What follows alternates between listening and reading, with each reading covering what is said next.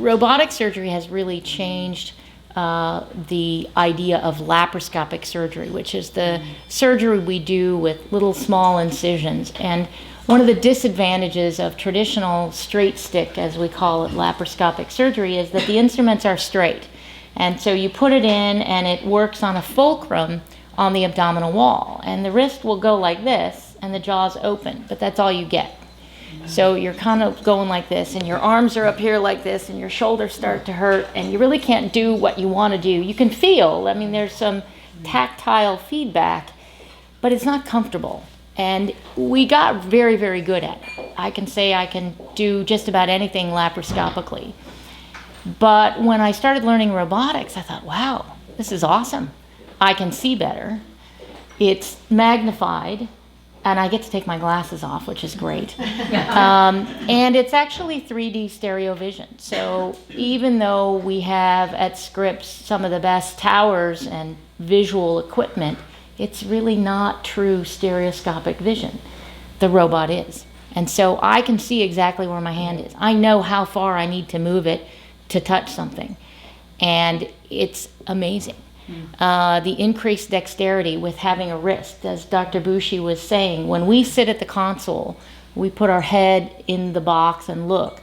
Our hands go in a little gripper, and we open and close our fingers, and that opens and closes the instrument. But we move our wrist like this, and the wrist on the instrument moves around.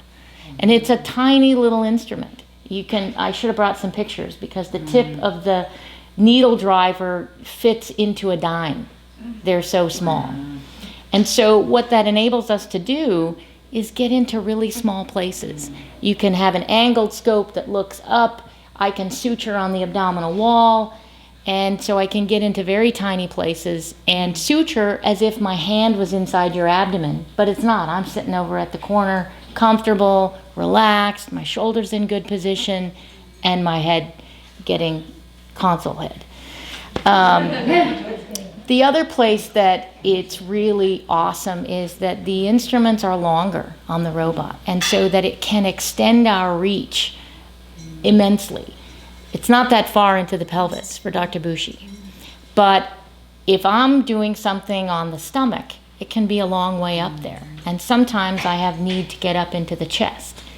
And I had the really exciting experience this fall to do a total esophagectomy, transhiatal. So from the abdomen, through the chest, all the way to the neck on a pretty tiny, petite lady. But it was the most amazing thing I could tell you, because what we avoided for her was a big thoracotomy, a big incision on the chest that is one of the most painful incisions you could have.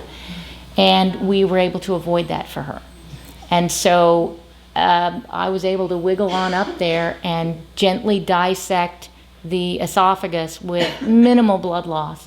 And then we were able to pull things up through and basically suture the stomach to her neck, the esophagus in her neck. So for me, the robot really has changed what I can do and how I can do it, because whereas laparoscopy, sometimes we would compromise and we would get the job done, what I can do robotically is what I would do open. Only I can do it with little tiny incisions that allow you to go home much sooner, or have a much smaller incision to remove the colon from, because I was able to actually sew it back together on the inside. And so to me, that's amazing. So in addition to the esophagus, we can do amazing things with stomach tumors and stomach cancers, with pancreas cancers, and more very, very commonly colon cancer. I also can do a non-cancer related, but gallbladder removal through your belly button.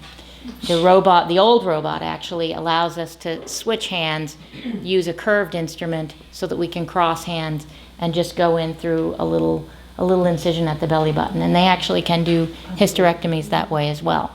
So some pretty amazing developments that we've had in the last few years for surgery. So that brings to conclusion my comments, but I wanted to say thank you to everyone who came tonight, and for all the philanthropic support that you offer to the foundation over the years. Because of that support, I was able to travel and obtain important CMEs so that I could be part of the intraoperative radiotherapy treatments at Scripps. And I think there's a lot of people who do benefit from that. Patients, doctors, that we can go and study new techniques and bring it back to our patients and really stay on the cutting edge here at Scripps. So I just wanted to say thank you on behalf of myself and my colleagues and certainly the foundation.